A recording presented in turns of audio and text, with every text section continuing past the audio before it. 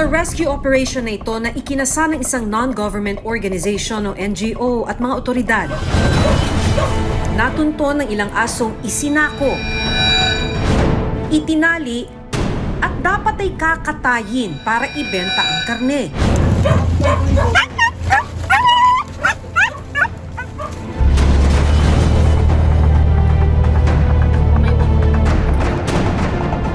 Sa isa pang operasyon, wala ng buhay nang maabutan ang mga asong ito.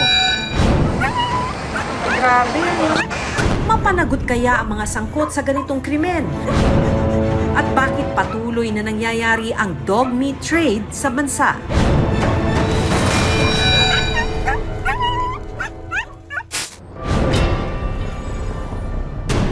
Umaga ng January 12, 2023, patungo ang mga operatiba ng Animal Kingdom Foundation o AKF at PNP sa Barangay San Roque sa San Rafael, Bulacan.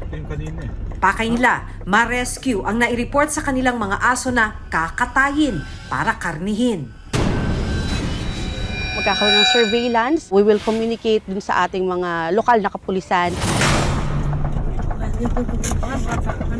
Press. Pagdating sa target location, naabutan nila ang 3 sako na nakasakay sa isang sidecar. Maririnig ang palahaw ng mga nasa loob nito.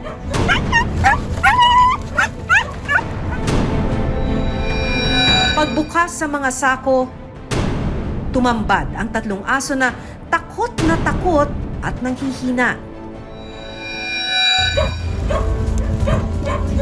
Itong video na to mula sa Animal Kingdom Foundation ay video nung ikinasa nilang operation nung January dahil meron daw nagsumbong sa kanila na may mga nakabalot sa sako ng mga aso. So pagdating nila doon, tig-isang sako may lamang aso sa loob.